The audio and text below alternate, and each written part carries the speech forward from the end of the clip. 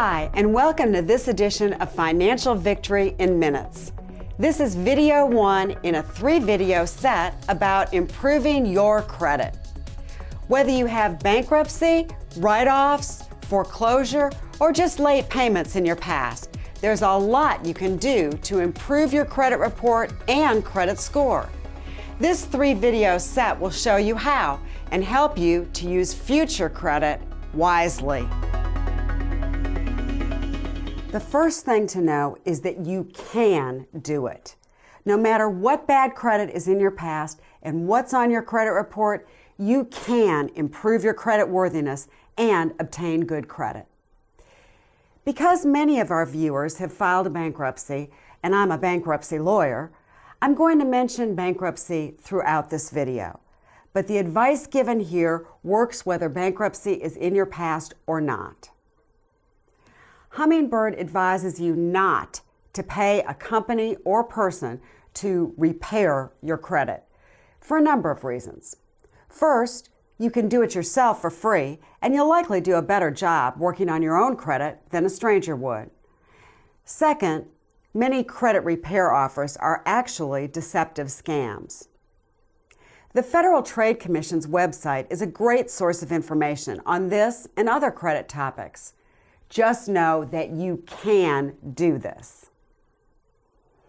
Besides avoiding credit repair services, beware of paying for other services you don't need. Because so many millions of people have bankruptcy on their credit report at any given time, it's become big business to make a profit from folks who filed bankruptcy or otherwise have bad credit. Again, this goes with the mindset of assuming that you need outside help. Many people pay unnecessarily for services like credit monitoring and credit insurance. Be skeptical and continue to learn the facts. The FTC's website is one of the best places to learn more about your credit report and your rights. See the consumer information at ftc.gov. Before we get into credit repair specifics, one last major point. Remember why credit is important to you. Some people talk about their credit like it's a badge of honor. Your credit score does not define your character or self-worth. And while credit can be important, all credit costs you money in the form of interest and other fees. As a nation, U.S. consumers use far too much credit and save much too little. So before you think about using credit, ask yourself if this use of credit will help you reach your biggest financial goals, or whether you should wait, save, and pay cash. Always carefully check that any credit payments you're considering will fit comfortably into your spending plan without sacrificing any essential needs, such as an emergency fund or enough insurance. With this in mind, be wary of credit cards. Credit card debt is the easiest and sneakiest way to get back into financial trouble. Many bankruptcy filers didn't use their credit cards for luxuries. They used credit cards to mask an unbalanced budget. When you've been in financial trouble or been in bankruptcy, the last thing you want is to get into credit card debt. If you think that's even a possibility for you, then seriously consider not having any credit cards. In many ways, life without credit cards is sweet, simple, and stress-free. You simply pay cash for whatever you want to buy. If you don't have the money to pay for it, you wait until you do before buying. If you do trust yourself with credit cards, remember, you should use them in the same way. Don't put anything on a credit card unless you already have the money to pay for it. All credit card bills should be paid in full each month on time. Credit card use should only be for the convenience of not having to carry cash.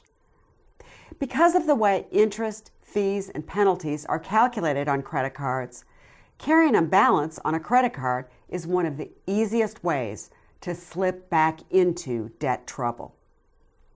Having said all that, it's still a good thing to have good credit. You may need good credit to be able to finance a house or a vehicle.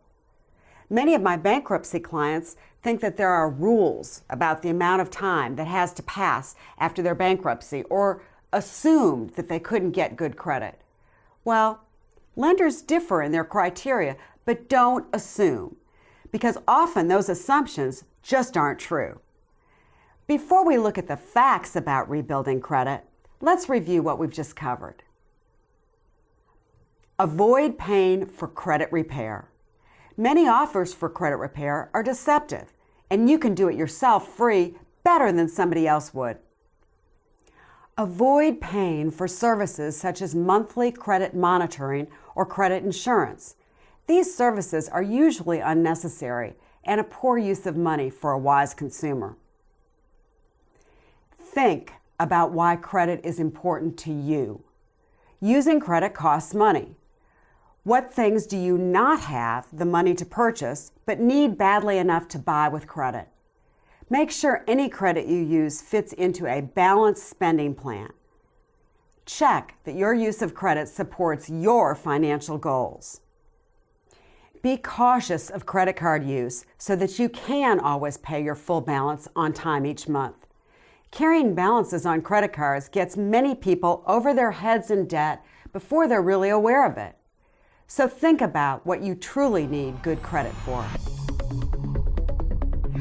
Okay, now that you know what to avoid and why credit's important to you in achieving your financial goals, let's move on to video 2 in this 3-video set and look at the steps of rebuilding your credit.